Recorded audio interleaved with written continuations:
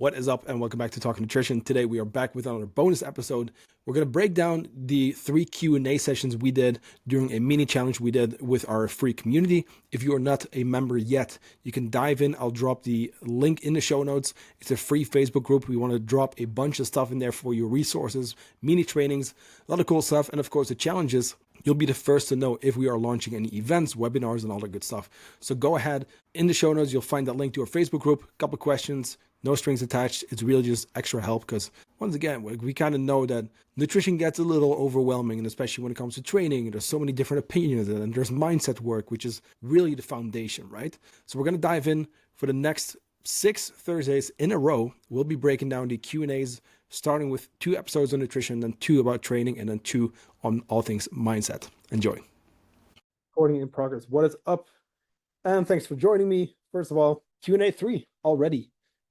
Mindset, all about mindset today. So I wanted to dive into questions and see we have a few other people joining as well. Looks like Friday might even be the busiest call so far. Awesome. We have a good couple of questions. I think mindset, guys, because we have fewer questions, I think it's good to also kind of think big picture and just address just general kind of like, what do we expect from here moving forward? You know what I mean? Because, of course, 7 days together, it's not that much. We can't reach our goals in 7 days. We can't change our habits in 7 days, but we can address a lot of the important stuff that we should be doing moving forward, right? So even something basic like the salad, right? The daily activity, or just getting your steps in and stuff we talked about in the last Q&A, even just giving yourself like that 10 minutes every single day, like over time, it's going to do so much for you. But from here, it's going to be up to you, right? After this week, at least. Now, we are going to do the September challenge starting the 2nd week of September, and everyone who's been participating actively gets free access to that. I'm going to start spamming the challenge on Monday. Usually it's $20 to join, but you guys can join for free because you've helped us test the platform for the challenge and you are actively participating in the mini challenge. And you've just, been great so far because a lot of great questions.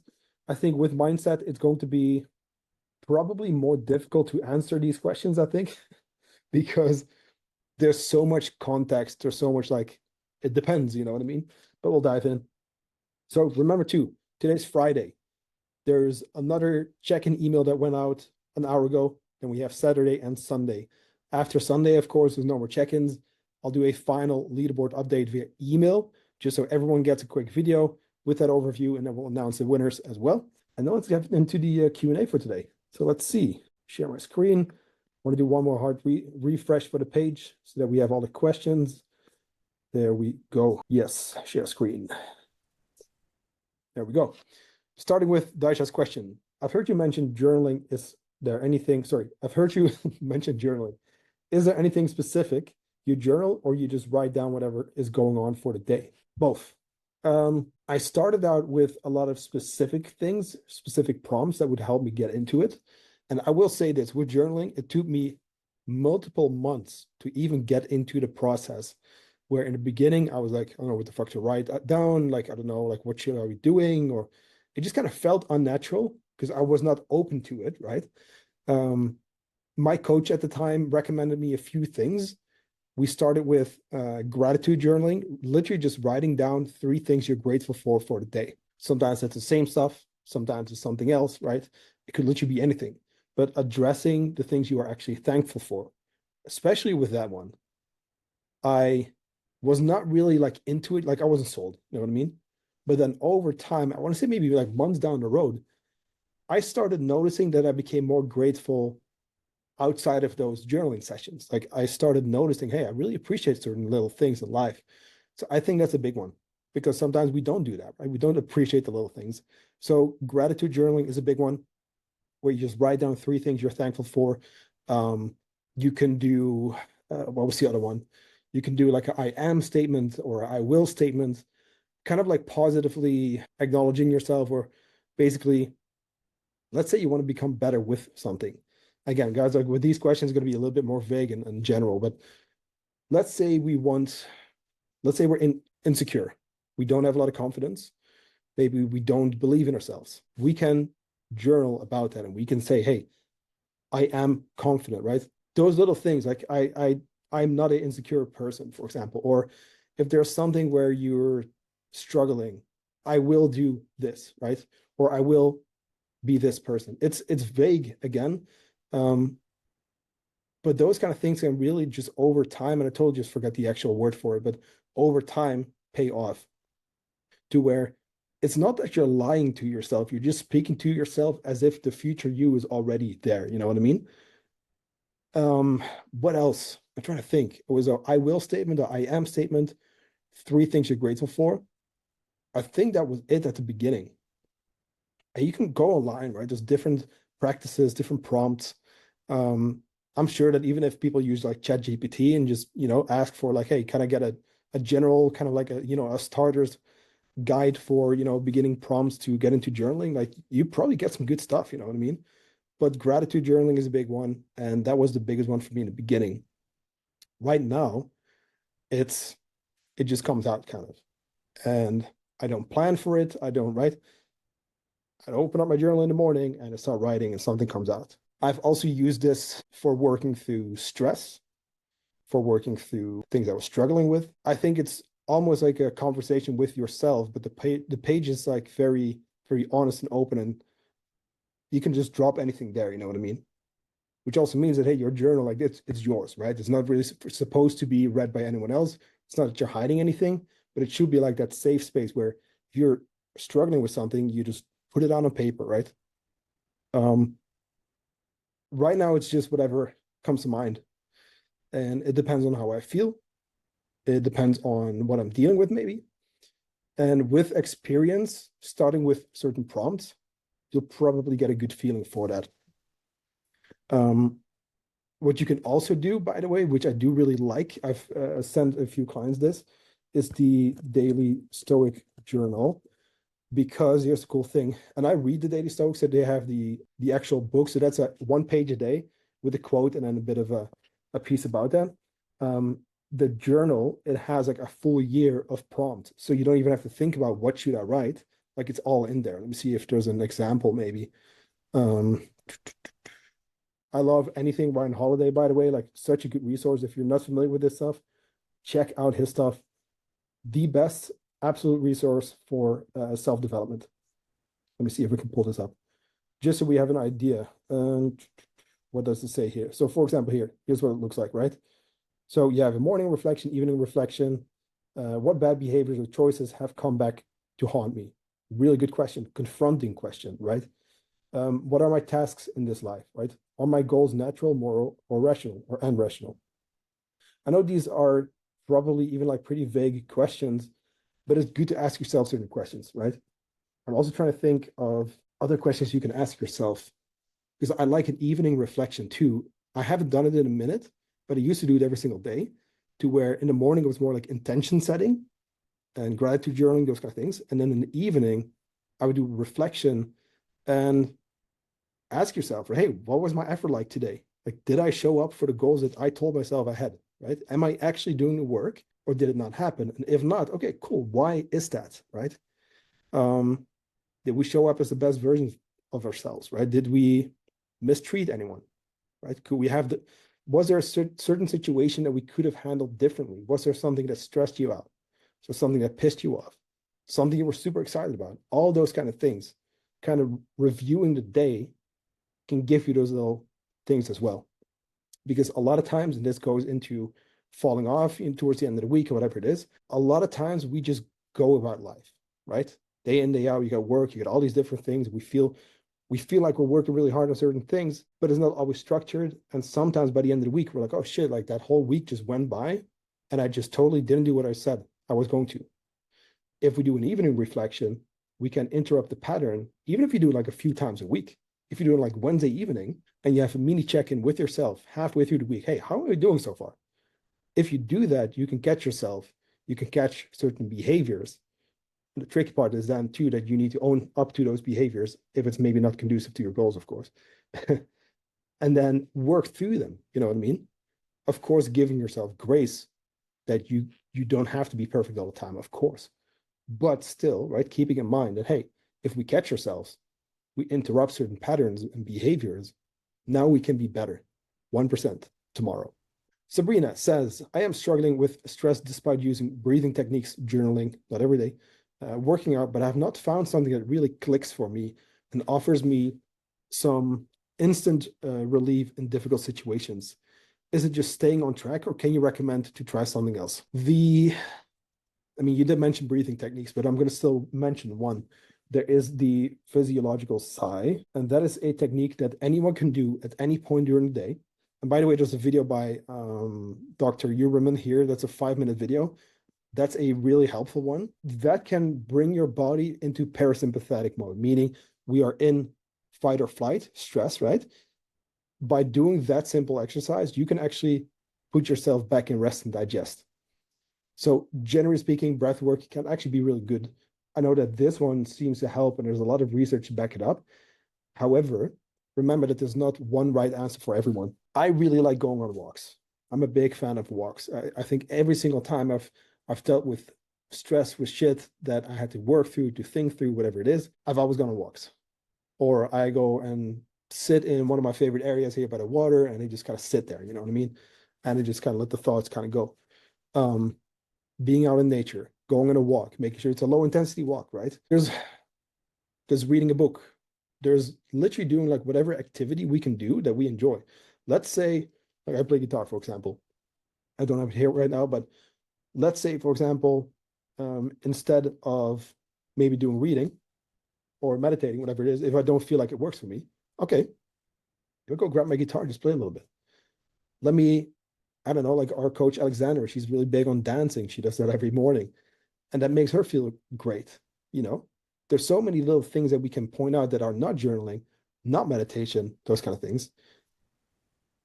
Long story short, if we do something that we truly enjoy, that kind of takes our brain off of other things or our mind, right, could potentially help. I feel you, right? If it doesn't really click, I had that with meditation for many, many months. Honestly, I got fed up with it because I couldn't sit still with my own thoughts, you know? And I was impatient and whatever it is. But eventually I got to a point where I'm like, okay, now I just put up a timer on YouTube. I just go 20-minute meditation music and I just let that run. But before it was like, it was tough, you know, like I got more frustrated. So there is something to be said for trying stuff for a long period of time. However, if we notice, hey, it's really just not for me, let's try something else.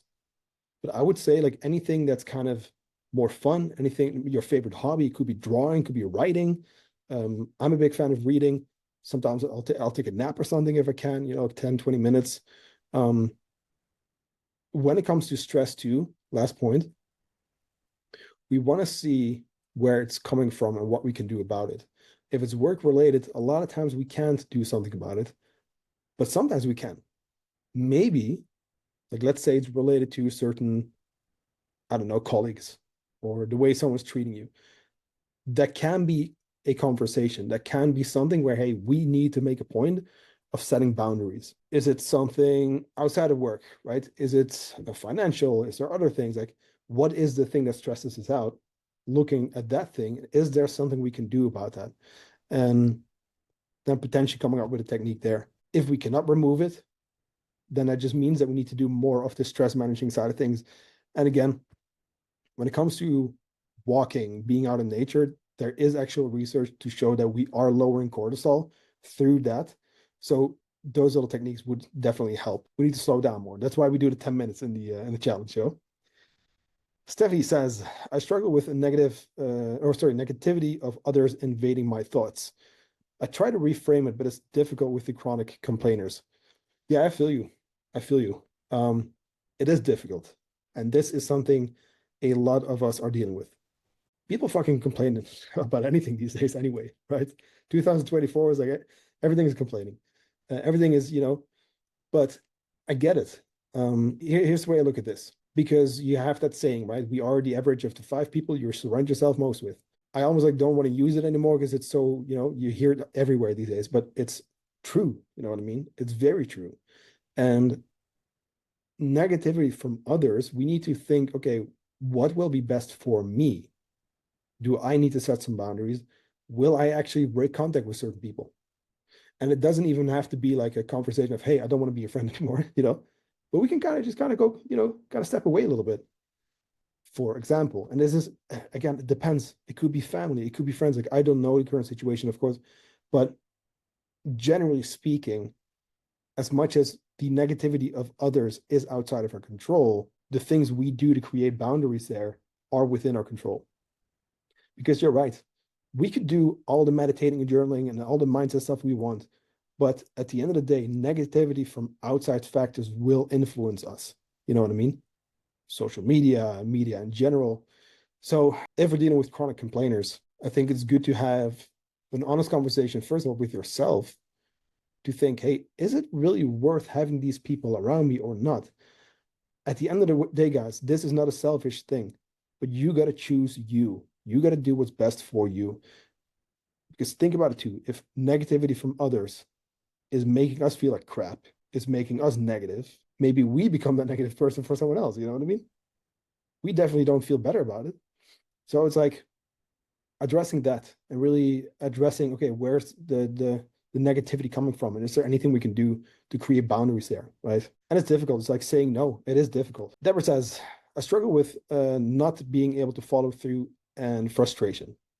I get upset with myself because I know what has to be done. And I think, okay, I got this. The next day, I set a breakfast, good to go, lunch, right on the money. But then the after work syndrome hits. And that's where I lose the discipline, so to speak.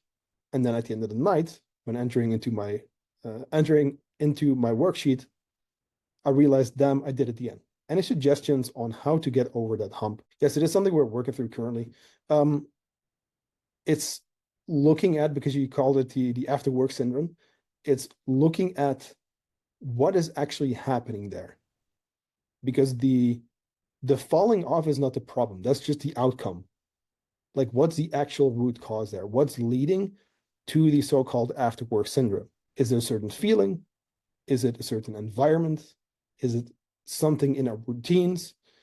I'm going to use a silly example. Maybe if we are, let's say, for example, we drive home from work and there is a McDonald's on our way back, and we tend to be stressed, we tend to go to McDonald's in this example, right? When we feel like that. So I feel like crap. I'm done with work. I need something quick. Let me go through the drive-through. Okay.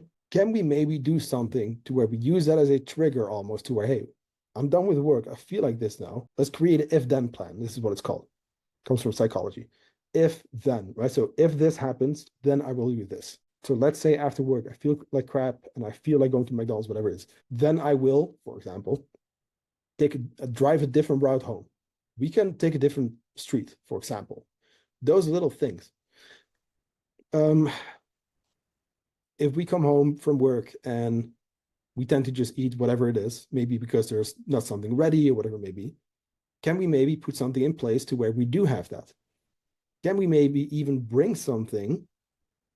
Let's say we have breakfast at home, we bring lunch to work, and we even bring something for after work. It could be a piece of fruit with some nuts, maybe protein, milk, drink, yogurt, whatever it is. Can we have that in place, for example, right? I'm using nutrition examples here, but can we have that ready to go so that we have something that might interrupt that pattern? Again, it's not the falling off that is the problem. It's not even a frustration, but it's like that first little domino. Like, what is that thing? Because sure, like discipline, those kind of things. You know what it is with self-control, willpower, and the people who seem to have a lot of self-control, willpower, they set up their environment so that they don't have to practice self-control, willpower. They don't have to rely on it so much because they design their life to be successful. So that is where planning comes in. Not just like, hey, this is going to be my breakfast and lunch. Like, no, like planning for everything that can go wrong. I posted about this yesterday, I think. But like, when you make a plan for the week, what usual problems come up, right? If it's the after work syndrome, cool. Let's dive a little deeper. Let's explore that. Let's unpack that. Let's figure out why that is going wrong for us, right? What is actually happening there? It's not even an action. Like, what's before that? Is there a certain feeling or thoughts, whatever it is? Are we unprepared?